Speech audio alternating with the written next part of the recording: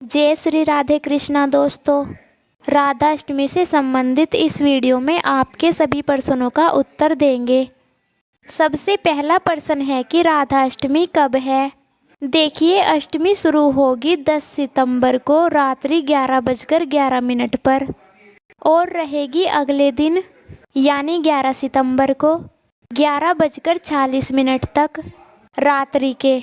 इसलिए उदय तिथि के हिसाब से राधाष्टमी का व्रत 11 सितंबर को रहेगा। पूजन का समय रहेगा 11 सितंबर 11:03 से 1:32 तक। कुल 2.5 घंटे की पूजन का समय है। इसमें आप पूजन कीजिएगा, राधा रानी का जन्मोत्सव मनाइएगा इसी दिए हुए समय में। लेकिन ये समय मैंने दिल्ली का बताया। बिहार में पूजा का समय रहेगा 10:31 से 1 बजे तक। यूपी में 10:48 से 1:17 तक। पंजाब में 11:04 से 1:34 तक। मध्य प्रदेश में 11:02 से 1:31 तक। राजस्थान में 11:09 से 1:38 तक। गुजरात में 11:22 से 1:50 तक। महाराष्ट्र में 11:21 से 1:49 तक। गोवा में 11:17 से 1:45 तक। हिमाचल में 11:03 से 1:32 तक। पश्चिम बंगाल में 11:19 से 12:47 तक।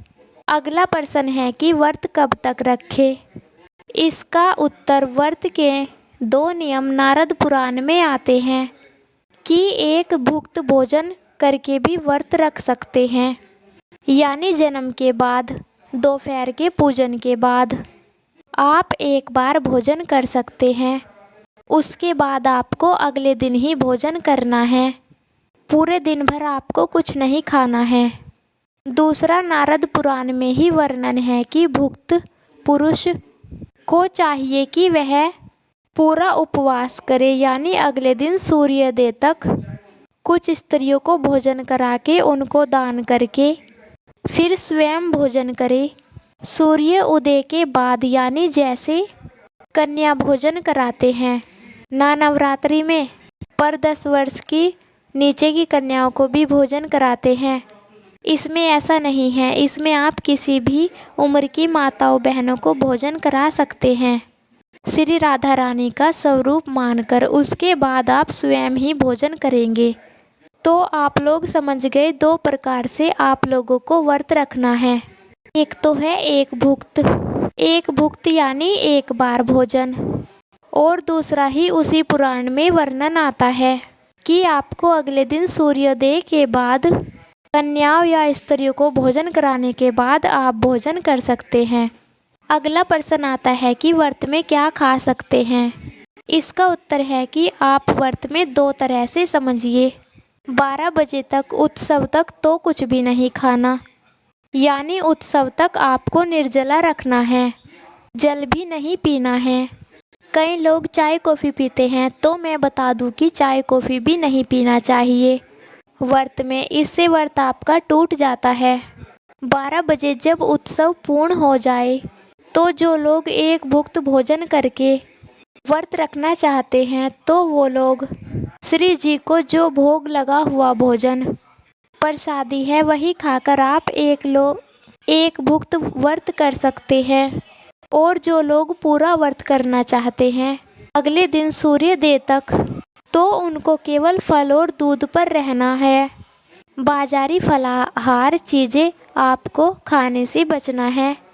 ईमानदारी से व्रत करना और चाय कॉफ़ी से दूर रहना।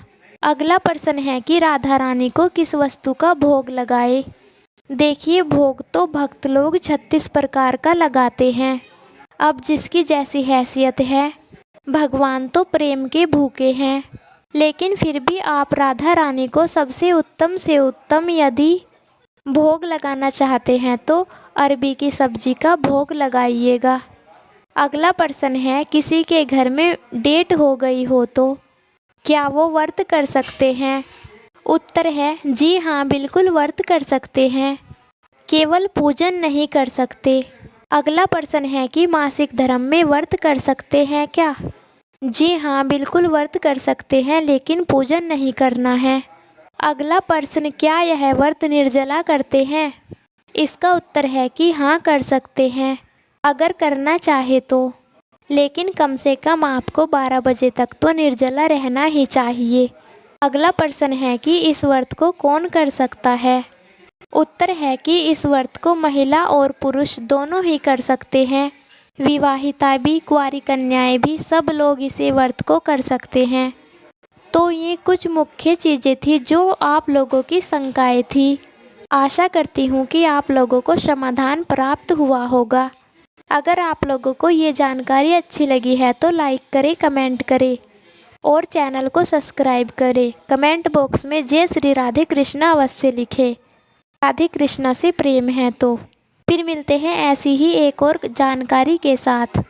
आप सभी का धन्यवाद।